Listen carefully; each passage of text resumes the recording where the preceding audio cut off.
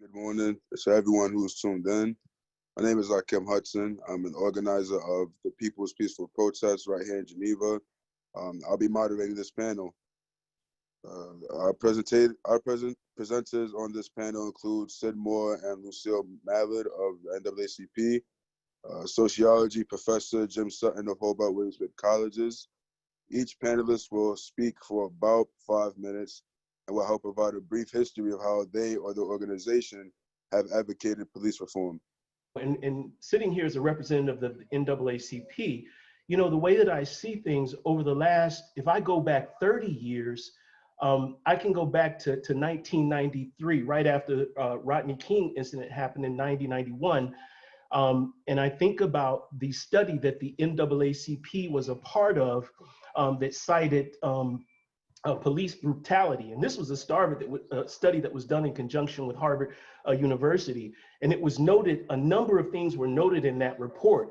But one of the things that was noted was that, you know, more often than not, police departments have a us versus them mentality. And that's something that we've had a long historic run with.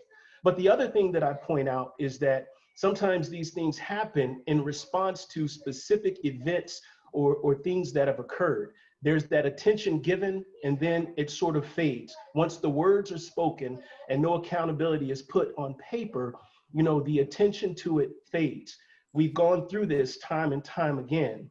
And if I fast forward to 2014, you know, we had the deaths of Eric Gardner, Tamir Rice in that time frame. The NAACP then again as well effectively put together a research document that was referred to as the Born Suspect. And it was given direct attention to the stop and frisk abuses that were going on that started around in that time. And it was a long and poignant document that called out and called for police accountability. This happened in Baltimore, Maryland, with the NAACP chapter there. And there were some very specific documents that were put into place in regards to that.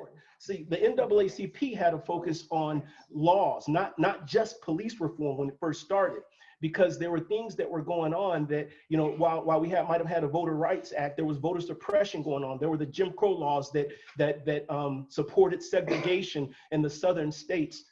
There were a lot of things that the NAACP were fighting for, where we just, you know, police reform, even though has a long history that dates back then as well, wasn't quite on the docket because we didn't have basic human rights as people of color in the United States. So the NAACP's history started then, and then as things started changing, we started getting the right to vote, the right to have desegregation in the 60s.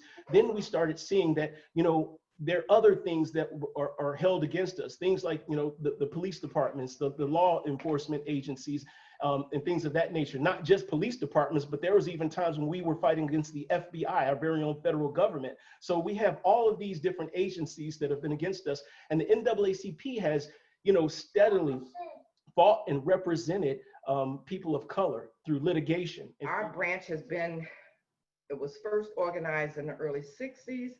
And then it was deactive and was reactivated in 1978 by McKinley Flowers. And it has been an active branch in the national office, state office since that time. But the local NAACP, like Sid just said, we get calls, people say, what are we doing? We don't broadcast what we're doing because the issues of privacy, when people come to us with issues, we don't put it out in public saying this person came because they had an issue at work, they had an issue at housing. We don't go around telling people. So when people start saying things like, what are they doing? We're doing lots of things that people are unaware of. And I think between Sid and I, we've used enough time. So the history of the NAACP is here to stay. It's here to stay. And when people criticize and talk about the NAACP in negative ways, that's offensive. It should be offensive to a lot of people because they really don't know the history of the NAACP until they start listening to things like Sid is talking about. So I really applaud you for having this forum today. And yes, when Mr. Lewis, Congressman Lewis was here, one of the things I remember on that campus that day is when the recession was taking place, President Guerin called me from the crowd to come and join them in the recession. And I was holding hands with Mr. Lewis, and that is a part of my life that I will never forget. So we're here to stay.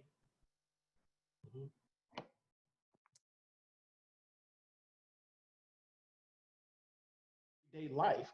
So the young folks have taken it upon themselves, and and I'm so excited about this because this is a group of individuals of mixed races, backgrounds, identities, and it's not just about black and white. It's about all folks. They've taken a hold of this, and nobody's going right back to work this time because a lot of people are working remote and have time and attention through social media, which has been now sort of interwoven in our work lives. So instead of us having that sort of line of delineation between social media and our work lives, now Twitter and Facebook are commonplace in the things that we do. So it's no more going back to work. So now we have this youth movement, more specifically in Geneva, the People's Peaceful Protests. And I applaud this organization. I applaud the youth for everything that they're doing.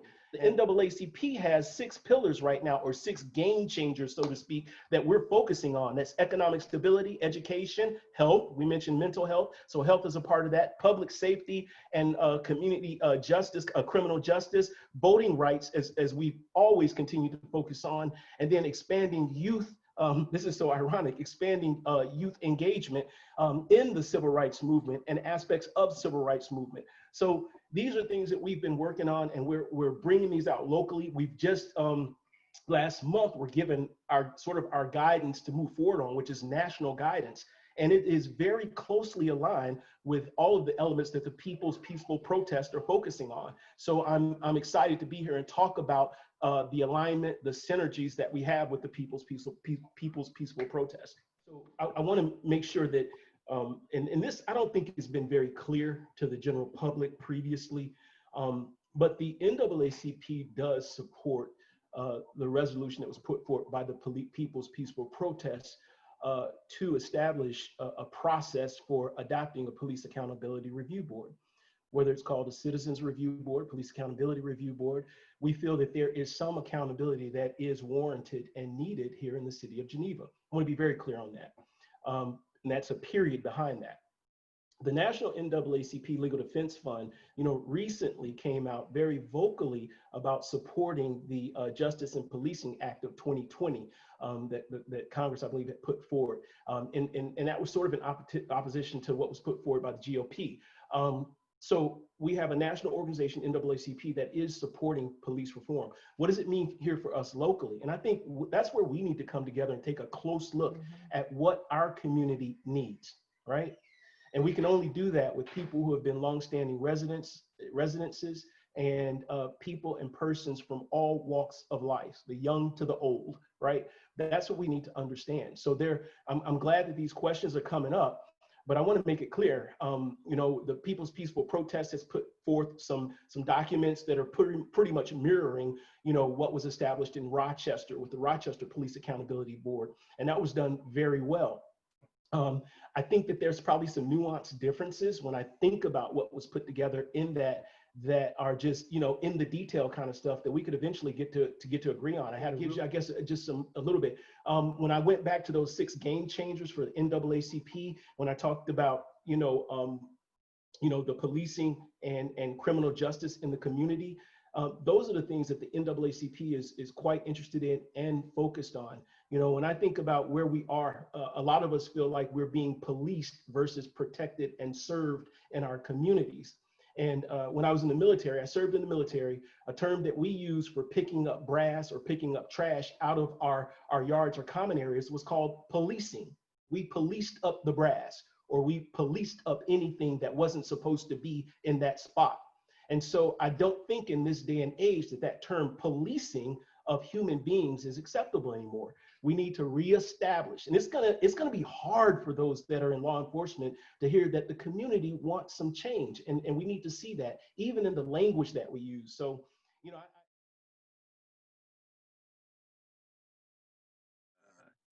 So, all right, thank you for this opportunity to talk. And I think maybe, so when I was first approached about this, one of the prompts that was provided was, you know, how does police accountability fit into sort of the grander scheme of things, you know, looking at mass incarceration and just some of these other things, right? Because I think a lot of that frustration and outrage that people are experiencing goes well beyond policing. And so I thought I'd take a few minutes to try to provide maybe a broader context, which a lot of people are aware of, but also maybe some of the language that's commonly used, you know, in criminal justice circles to help frame some of these things. And so maybe one broader context that I can point out, and this is, I've got a graphic here, and this isn't a graphic that I created. It's one from you know, one of the criminal justice textbooks, but you know, it underscores a few things that are important, right? You know, number one, policing is part of a bigger process. But when we look at this, and so, you know, if we look at mass incarceration, that's sort of down at the bottom end of the funnel. You know, we often like the funnel, you know, imagery, because, you know, when we look at criminal justice, we have a very broad base from which people can potentially be swept up into the system from. And, you know, as you go further and further into the system, it gets smaller and smaller in terms of the number of people who are still progressing through. And if you look at each of these stages, you know, we know from a lot of research that, you know, the small end of the funnel is not representative of the large one in terms of, you know, what we call extra legal factors like race and class and gender, for that matter, age. And the reason why is each of these stages, as you look through, you know, this progression, entails some degree of discretion, right? And so there's a lot of discretion in every stage of the criminal justice system. It's really inevitable. And this is something that we study a lot in criminal justice system. And so, you know, I just think it's always good to start by pointing out that these issues with the police are also issues at every stage, right?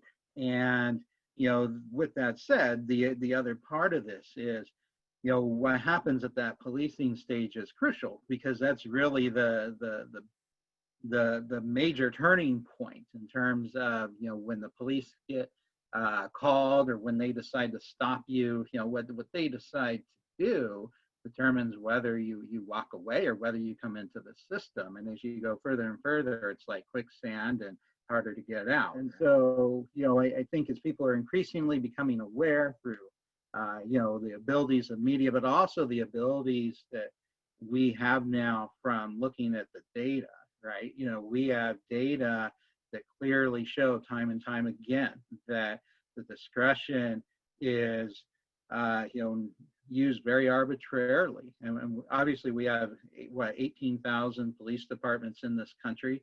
Most are little, but they all do things differently. But, you know, we tend to have some pretty clear patterns overall. But maybe the last thing I will say is that, you know, just thinking about this in general, you know, it seems to me like data collection is crucial. And I remember a few years ago, someone from the council approached me about this, and then that discussion fell off. And it just seems like there's a lot that people can you know, think is happening, and maybe you know it's happening or you've experienced it.